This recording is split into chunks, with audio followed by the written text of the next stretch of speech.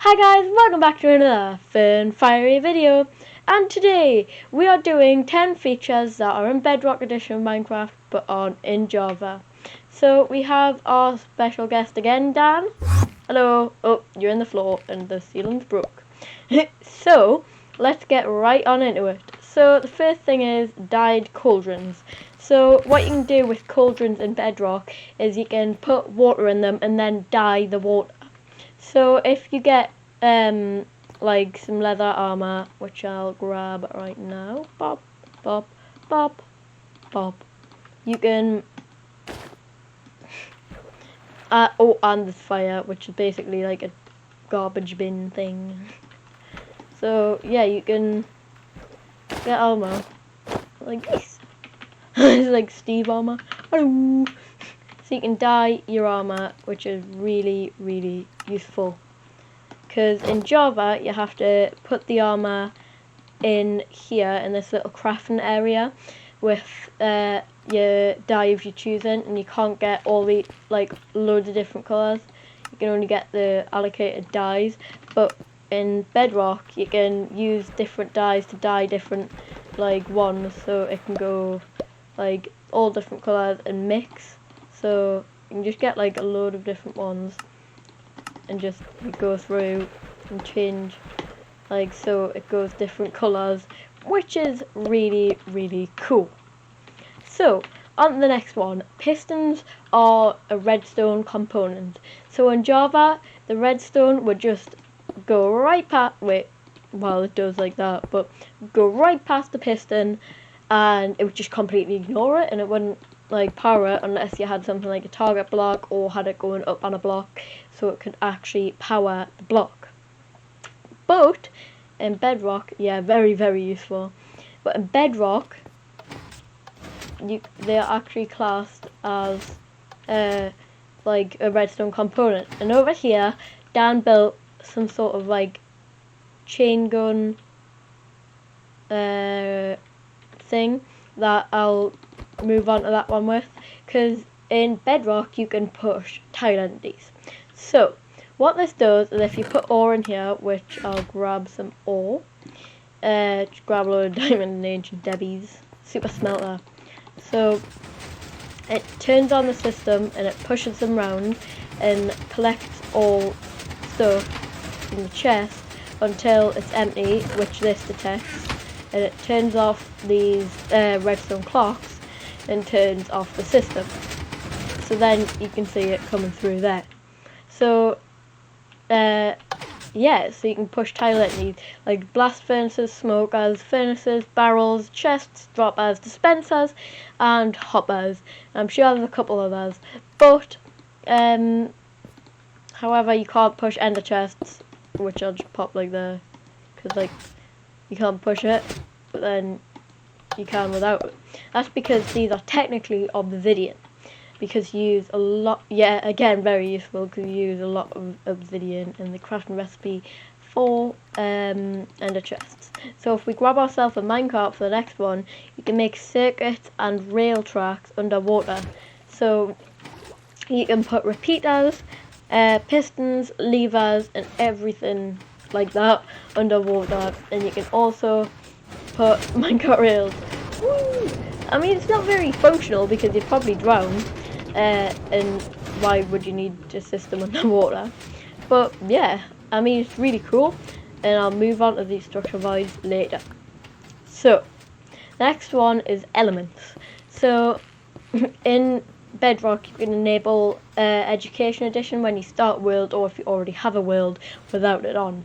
However, you can't turn it off, but you get a load of different elements and listen to the elements. So to Fern Fire, like say it in a Scottish accent, because I just went Scottish. Say it in a Scottish accent because we couldn't find two. Sub to Fern Fire, like that. Say that at home while you're watching the video. Sub to Fern Fire, sub to Fern Fire, sub to Fern Fire. And then you can also get these mystery ones.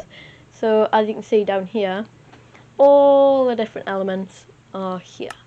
So the next one is light blocks and structure blocks and structure voids. So structure voids, you can walk through them, but they are technically solid blocks. But why am I getting a cartography table? I don't know.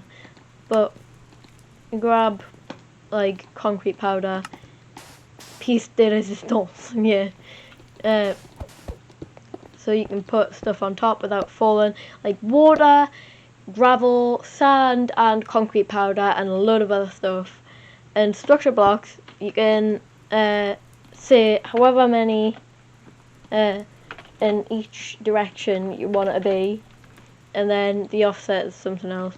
And you just hit save once you've named it, and you can copy and paste it in another location. Which, if you guys do want to see in another video, yeah, 64 on X, Y, and Z is max, but on the one that goes up, it's build height. So yeah, if you want to see us explain that in a separate video, I can. And you can also get light blocks, which are very, very useful. So you can have 0 all the way 1, 2, 3, 4, 5, 6, 7, 8, 9, 10, 11, 12, 13, 14, 15. All the way up to there, and they produce different amounts of light depending on how big the light block is. Yeah, so if we do this, you get a 10, oops, not a beehive, 5, and like a 15. That's another beehive. You can see the difference, so like 5, 10, and then 15. So you can see it like gradually getting much, much bigger. So, on to the next one. Dad, if you could turn it to day, that would be good. So the next one is Fern Fire. So you can do a lot of different things with fire and bedrock, like putting it out with shovels, and also hay bales under the campfire makes it higher. Use a fire aspect sword. It doesn't have to be fire aspect 2, but if you right click, it relights the fire, and then if you go into survival and you're on fire, you can relight them too. Whoa! Relight campfires.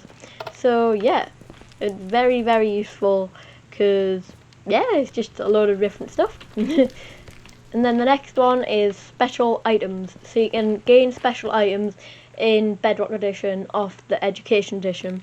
So here we have underwater TNT, which I'll showcase later. So boop, wait, boop, boop. You don't have to have it in a normal crafting table, but you can also, well, you can also do that, but you can't. So it's a really cool design, and it works underwater. And then next is ice bombs. I'll go into depth on another video. So 2 oxygen, 2 carbon, 3 hydrogen, and 1 sodium. So this gets you sodium acetate if you put it in a compound creator. I'll just chuck all these in the corner. And then with sodium acetate, oops, you can put it 4 in a lab table, and it gets you an ice bomb. I'm pretty sure. Yeah, and then if you don't put the right amount in, it blows up, and it can give you garbage. So Dan has a nice little pool I built from a bin. So Dan, do you want to have a bit of a play in the pool? Yeah, I can just freeze him. You having fun? You having fun down there? Oh no. Is this fun? Yeah, I think he's a bit cold. Let's unfreeze him. I don't know what he's saying there. But anyway, so yeah, you can freeze the pool, and I'll show you underwater TNT later. So, over, if I go in the showcase area, America, okay, rockets. So, in Java Edition, if you're shooting a rocket out of a dispenser, it only goes up. So if you have one facing down, it'll go up. If you have a dispenser facing that way, it'll go up. That way, it'll go up.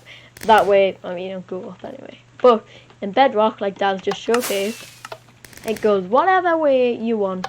You got like a purple, an orange, and cool. So on to the last one before we end off this video, enchantments. So with swords, you can actually, well, with any tool, you can see what enchantment it has in your hotbar. So this has sharpness 5, fire aspect 2, unbreaking 3, looting 3, knockback 2, and amending. So that is a pretty overpowered netherite sword, and please do sub to me. So the way Java Edition players have to see their enchantments is through the creative inventory. So pop that back in there, and now we gonna blow up underwater. So this is a very, very powerful TNT, isn't it? I think he just disconnected or something. But carry on. So yeah, it's R.I.P down spool. It's very powerful. It doesn't destroy bedrock, it's just because we had blocks there. Oh, is it fun? No. Oh, poor Dan, he's poor. So, hope you guys enjoyed this video. If you did, be sure to leave a big fat thumbs up and subscribe. See you guys next time. Bye!